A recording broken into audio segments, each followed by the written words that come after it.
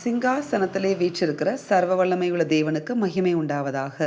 ஆண்டவராக இயேசு கிறிஸ்துவின் நாமத்தினாலே இந்த புதிய நாள் உங்களுக்கு ஒரு ஆசீர்வாதமான நாளாக இருப்பதாக. இந்த நாளுக்கான கர்த்தருடைய வார்த்தை 1 பேதுரு 2ஆம் அதிகாரம் 20வது வசனம்.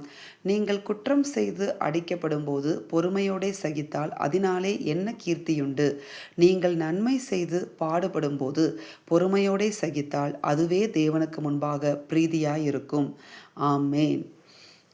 கர்த்தர் இந்த நாளில் குற்றம் செய்கிறது நன்மை செய்கிறது, அதாவது தீமை செய்வது நன்மை செய்வது, இதில் என்ன காரியத்தை நமக்கு விளக்கி சொல்ல விரும்புகிறார் என்று பார்த்தீங்கன்னா, நம்ம செய்கிற ஒவ்வொரு செயல்பாடுக்கும் பின்னாடி அதுக்குரிய கான்சிக்வன்சஸ் பின்னாடி நமக்குள்ளே தொடர்ந்து வந்து கொண்டே இருக்கிறது அப்படிங்கிறத இந்த நாளை நாம் விளங்கி கொள்ள வேண்டும்.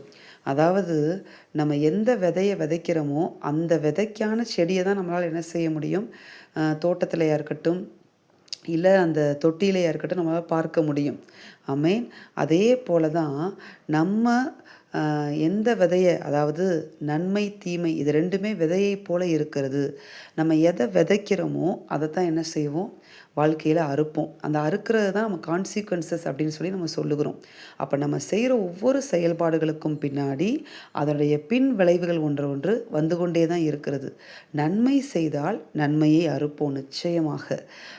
ஆனால் தீமை செய்தோமானால் தீமையை அறுக்க வேண்டியதாய் மாறிவிடும். ஆமேன். அதை தான் அந்த வார்த்தை எக்ஸ்பிளைன் பண்ணுது பாருங்களேன்.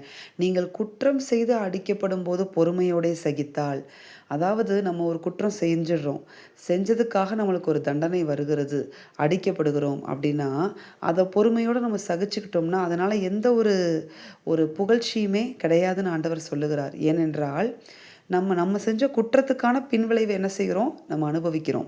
ஆனால் நன்மை செய்து பாடுபடும் போது நம்முடைய ஆண்டவர் நம்மளுக்கு என்ன மாதிரி வைத்து போயிருக்கிறார் தெரியுமா? அவர் நன்மை செய்தார், அவர் எல்லாருக்கும் நன்மை செய்தார், சிலுவையில் நம்மளுக்கு நன்மை செய்தார்.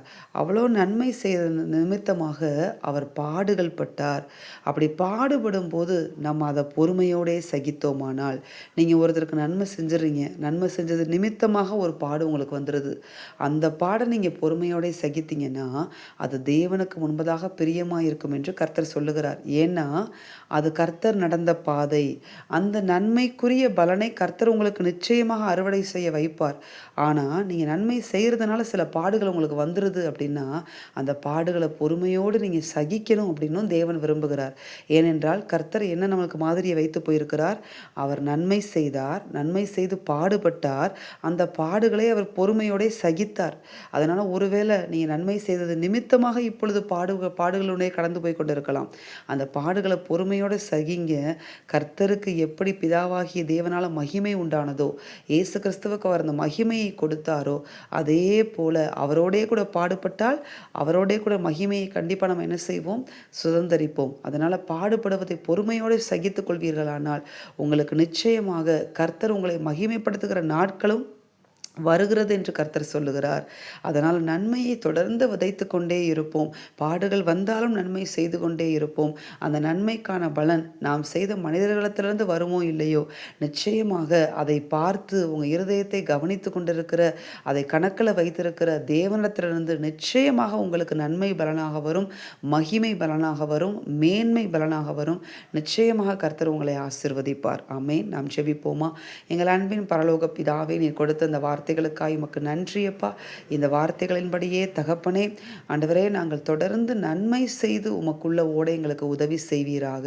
ஒரு நாள் எங்களிடத்திலிருந்து தீமை என்கிற விதைகள் புறப்பட்டு விடாதபடிக்கு நாங்கள் தொடர்ந்து நன்மை என்ற விதைகளை விதைத்து கம்பீரமான அறுவடையை உம்முடைய சமூகத்திலிருந்து உம்மிடத்திலிருந்து நாங்கள் பெற்றுக்கொள்ள தேவன் உதவி செய்வீராக. நன்மை செய்து பாடுபட்டு கொண்டிருக்கிற ஒவ்வொரு பிள்ளைகளையும் தேவனீர் ஆசீர்வதித்து அந்த நன்மைக்கு பலனாக மேன்மையை பெருக பண்ணுவீராக.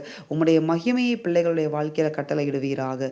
இயேசுவின் நாமத்தில் செபித்து ஜெயம் எடுக்கிறோம் பிதாவே. ஆமேன். இந்த வார்த்தையின்படி இந்த நாளில் தேவன் உங்களை ஆசீர்வதிப்பாராக. ஆமேன்.